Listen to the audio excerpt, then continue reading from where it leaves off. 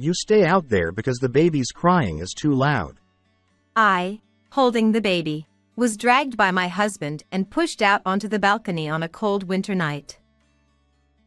To make matters worse, he locked the window from inside so I couldn't get back in. "Please, open this. Please."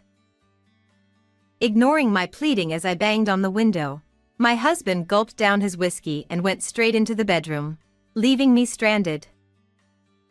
The cold wind blew relentlessly on the balcony of the 8th floor apartment, rapidly stealing away my body heat.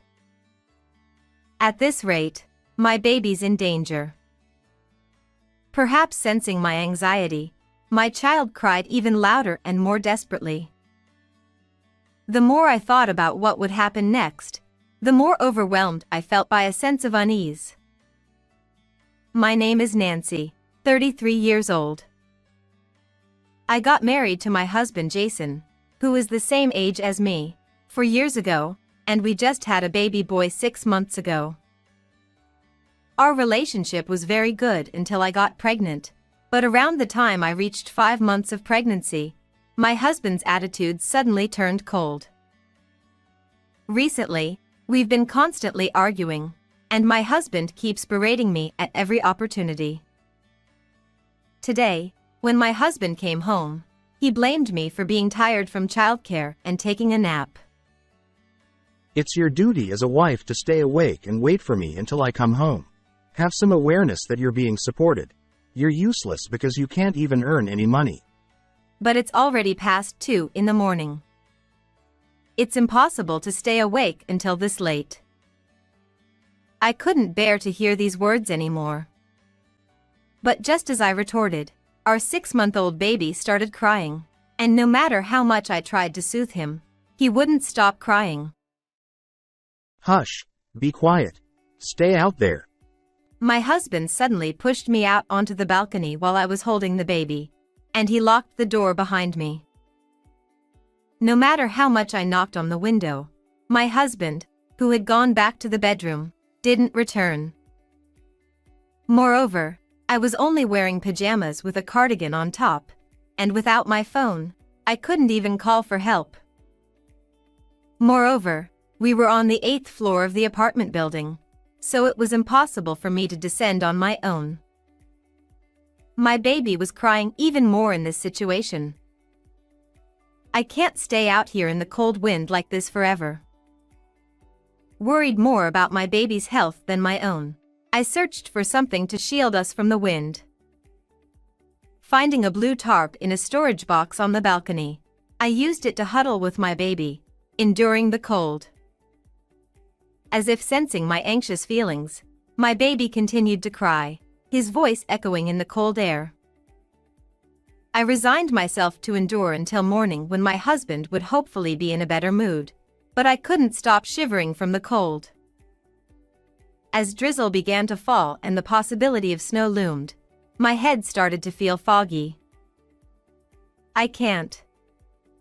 I need to stay alert. If I fall asleep, it'll be disastrous.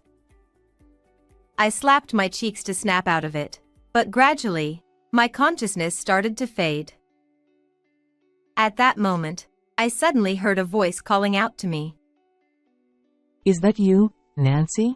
What are you doing out here at this hour?" Confused about where the voice was coming from, I looked around, and then I noticed that the partition between our balcony and the neighboring one had been removed. From there, our neighbor, Mrs. Smith, looked at me with concern and spoke. "It's Nancy, right? What happened to you at this hour?" I had a fight with my husband and he kicked me out.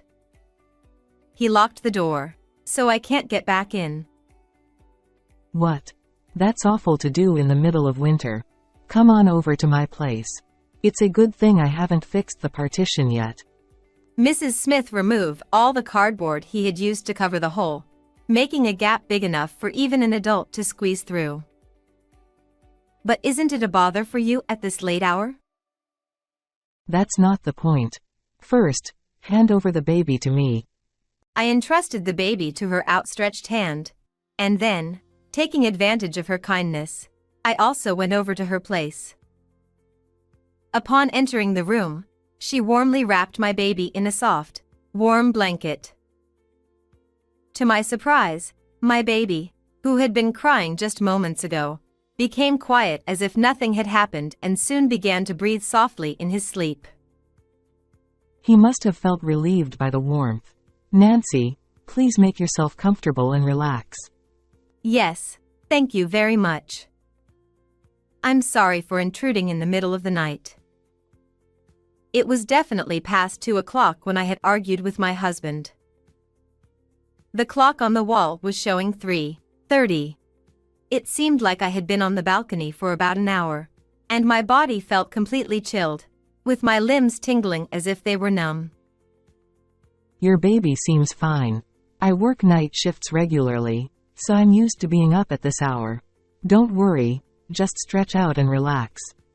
Even though she reassured me, I still felt overwhelmed with apologies. However, I realized it was almost time for my early rising mother-in-law to wake up. Quickly contacting her, my mother-in-law chuckled and said, "Oh dear, did you two have another argument?" She agreed to bring the spare key.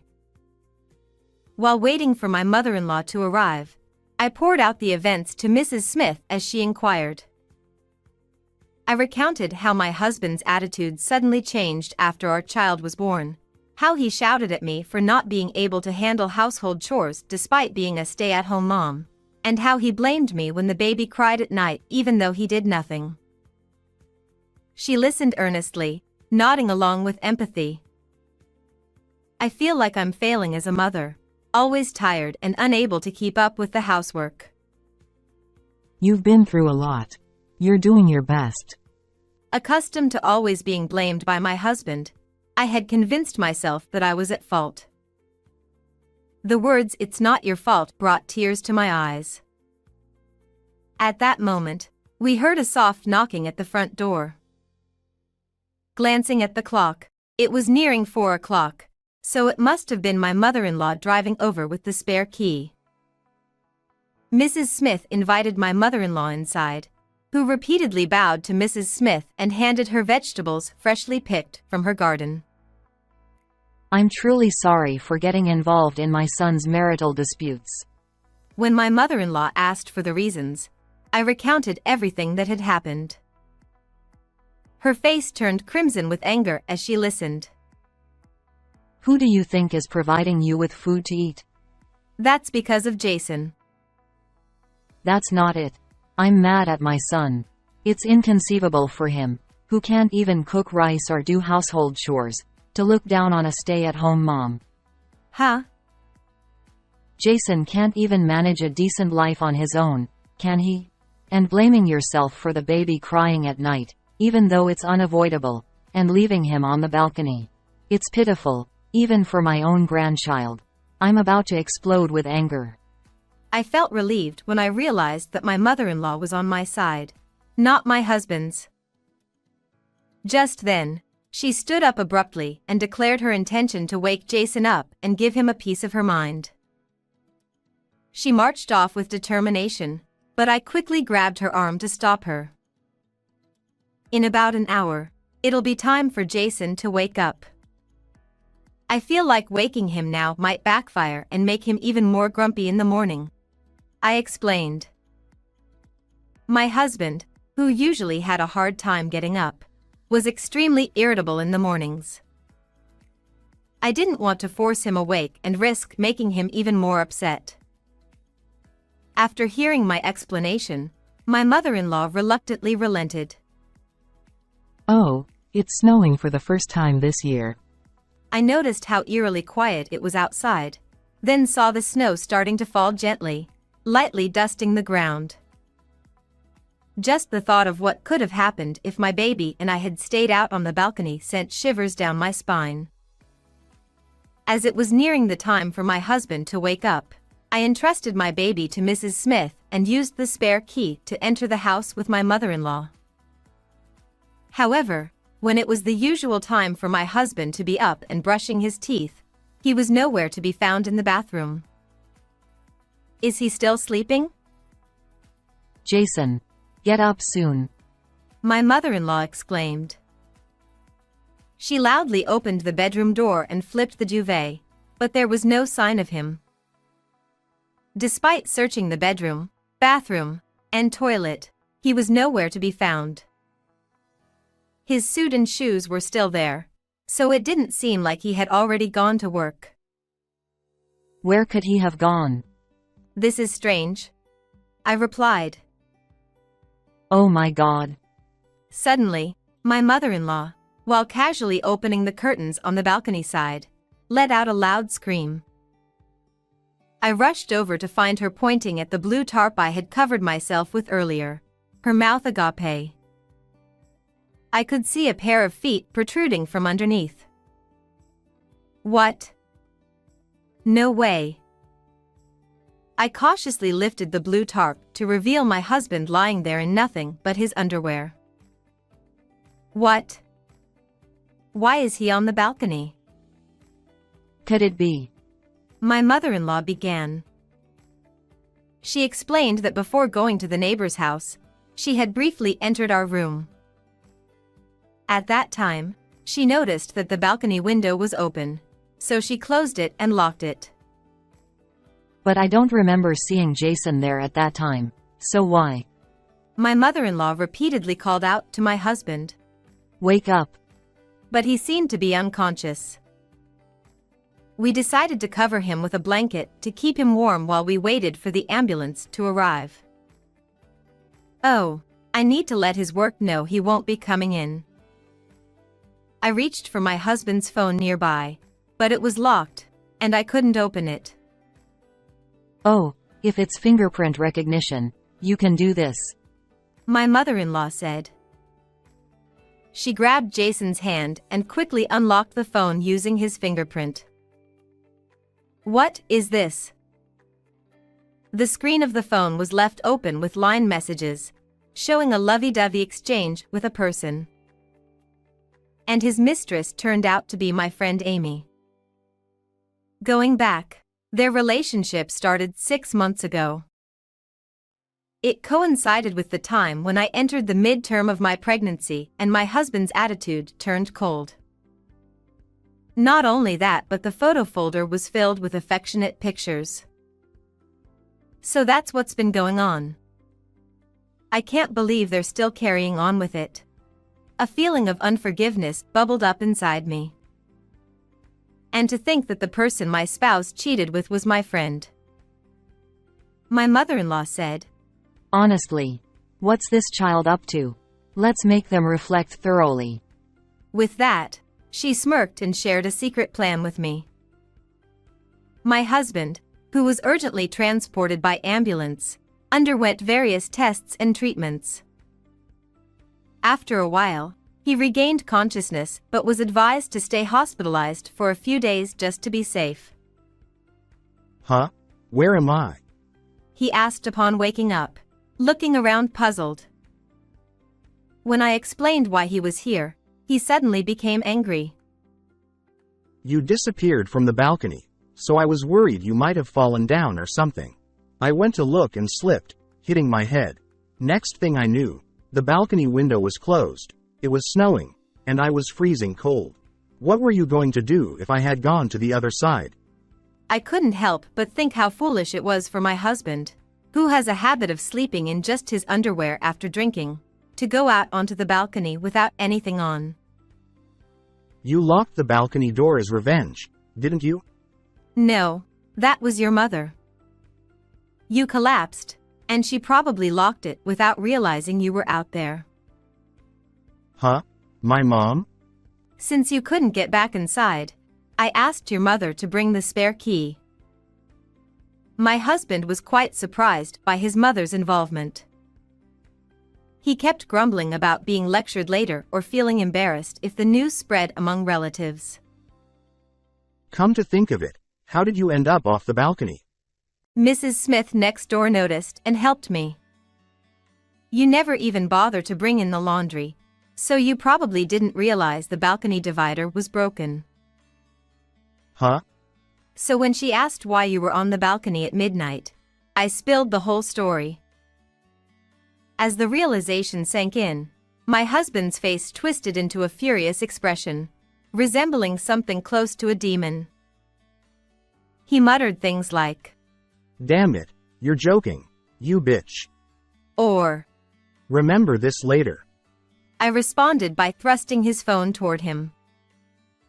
"You've got quite the nerve to say that," I remarked as I glanced at his phone, revealing exchanges with his affair partner and affectionate photos.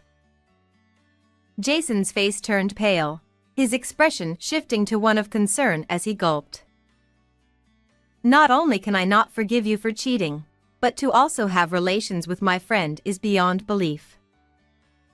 Snooping through your husband's phone without permission. What a despicable woman you are. "I was trying to find a contact number to reach your workplace, and WhatsApp happened to be left open." Huh? My workplace? "You're taking the day off today. It's only natural to get in touch, isn't it?" I proceeded to explain all the reasons for my absence, leaving my husband wide-eyed with surprise before he began to visibly panic. "Your boss said, that's too much. I never thought you were that kind of person. I wonder what will happen from here on out. It could be a demotion or even termination." If I get fired, you'll be the one struggling without income. My husband continued his arrogant attitude towards me, as if it was all my fault. I've been made to believe it was my fault for so long, but not anymore. I don't care about any of that. What's more, I can't stand someone who cheats, let alone someone who puts their own child in danger. I can't stay with you any longer. Let's break up cleanly." That's not happening. Stop messing around. You're supposed to do as I say. He believes that if he shouts and takes on a domineering attitude, I'll obey him. I've come to realize that it's futile to say anything to him. No matter what, I'll make sure to put my stamp on the divorce papers. Furthermore, I've already contacted the affair partner's husband, who is quite furious and will be coming to the hospital soon. I informed him that he was a champion of kickboxing and was muttering about not settling for just compensation. My husband's face changed color for a moment, showing signs of panic, but then he quickly retorted, There's nothing he can do since I'm in the hospital. Just then, my mother-in-law arrived with luggage for the hospital stay. Oh, you're awake, you good for nothing. It's your fault for locking the balcony door. It all started with you kicking Nancy out because the baby's crying was too loud. Well, Seeing him quiet down a bit after being scolded by his mother, I delivered the final blow. That's why I'm filing a police report. huh? Why? Because you put me and the child's life in danger. Isn't it obvious? There's no need to go that far. It was just a silly argument between husband and wife. I suggested both divorce and reporting to the police. I almost lost my precious grandchild. Reflect deeply in the cold prison cell. And with that, goodbye. Don't rush, Nancy. The child needs a father. Let's not divorce. Please don't report to the police. We don't need a father who kicks his child out onto the balcony in the freezing cold.